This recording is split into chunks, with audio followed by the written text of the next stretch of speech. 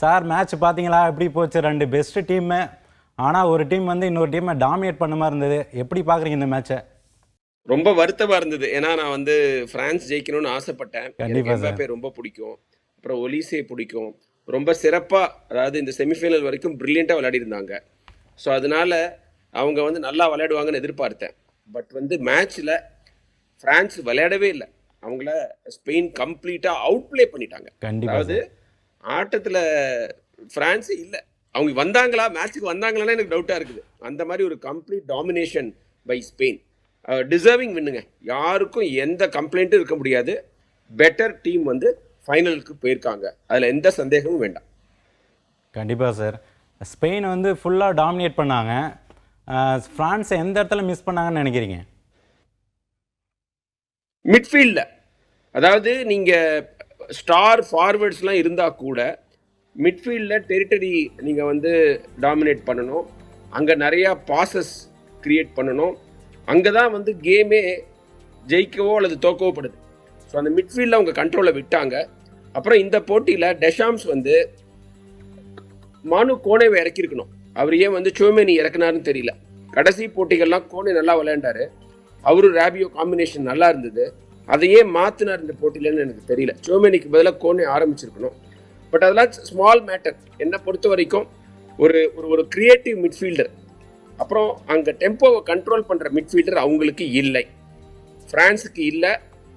ஸ்பெயினுக்கு பார்த்தீங்கன்னா Rodri, Danny ஆல்மா மாதிரி brilliant players இருந்தாங்க. அதுவும் டேனி ஆல்மா இதில் மட்டும் இல்லை, உங்களுக்கு வந்து மிட்ஃபீல்டு மட்டும் இல்லை, மேலேயும் ஏறி ஆடுறாரு, எல்லா இடத்துலையும் ஓடி ஓடி ஆடுறாரு.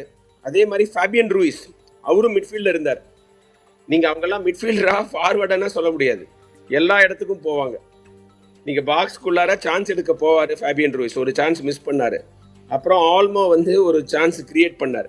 ஸோ இதுதான் அவங்களோட ஸ்பெஷல். அப்படியே மூவ் பண்ணிக்கிட்டே இருப்பாங்க ஒரு சர்க்கிளில். இந்த ஃபால்ஸ் நைன்லாம் கொண்டு வந்தது அவங்க தான். இப்போ மாடர்ன் ஃபுட்பாலில் Spain tactically technically better side வந்து ஸ்பெயின். அதனால வந்து அவங்க ஜெயிச்சதில் ஆச்சரியம் இல்லை. ஆனால் இவ்வளோ ஈஸியாக ஜெயிச்சிட்டாங்களே அப்படிங்கிறது தான் வந்து ஃபுட்பால் ஃபேன்ஸ்க்குலாம் பெரிய ஆச்சரியமாகவும் ஃப்ரான்ஸ் ஃபேன்ஸ்க்குலாம் பெரிய அதிர்ச்சியாகவும் இருக்குது. கண்டிப்பாக சார். வந்து எம்பாப்பேவும் டெம்பலேவும் சேர்ந்து கிட்டத்தட்ட 13 கோல் அடிச்சிருந்தாங்க.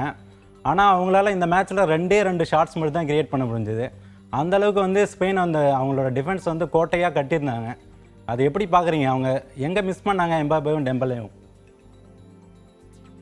ஃபென்டாஸ்டிக். ஆக்சுவலாக வந்து மேட்ச்சில் எந்த கட்டத்துலையும் ஃப்ரான்ஸ் திரும்பி வந்துடுவாங்கன்னு நம்மளால் நம்ப முடியல. அந்த அளவுக்கு ஸ்பெயினோட டாமினேஷன் இருந்தது. நீங்கள் வந்து பாவ் குபார்சிலாம் வந்து 19 வயசுன்றாங்க. அந்த பையனுக்கு என்ன மெச்சூரிட்டிங்க. எம்பாப்பே எப்படி டீல் பண்ணார். அப்புறம் லப்போர்ட்டோ 2 சென்ட்ரல் டிஃபெண்டர்ஸும் சென்டர் பேக்ஸும் ரொம்ப சிறப்பாக விளையாண்டாங்க. அப்புறம் வேங்க ரொம்ப முக்கியமான விஷயம், ஸ்பெயினோட full backs far far far far better then ஃப்ரான்ஸோட ஃபுல் பேக்ஸ். ஆரம்பத்திலே நான் நினச்சிட்டு இருந்தேன், டோர்னமெண்ட் ஆரம்பிக்கும் போதே வந்து ஃப்ரான்ஸோட ஃபுல் பேக்ஸ் வந்து அவ்வளோ சிறப்பாக இயங்கலை. அது ஒரு பிரச்சனையாக வரும்னு நான் நினச்சிக்கிட்டு இருந்தேன், எதிர்பார்த்துக்கிட்டு இருந்தேன். அது ஸ்பெயினோட எக்ஸ்போஸ் ஆகிடுச்சு. இதுக்கு முன்னாடி அந்த ஃபுல் பேக்ஸோட புவர் பர்ஃபார்மன்ஸ்லாம் வெளியில் தெரியல. ஏன்னா எம்பாப்பே, ஒலிசே, டெம்பலே இவங்கெல்லாம் நல்லா விளையாடிட்டாங்க. பார்கோலா எல்லாரும் சேர்ந்து அந்த குறைபாடை வந்து யாரும் நோட்டீஸ் பண்ண விடாமல் பார்த்துக்கிட்டாங்க.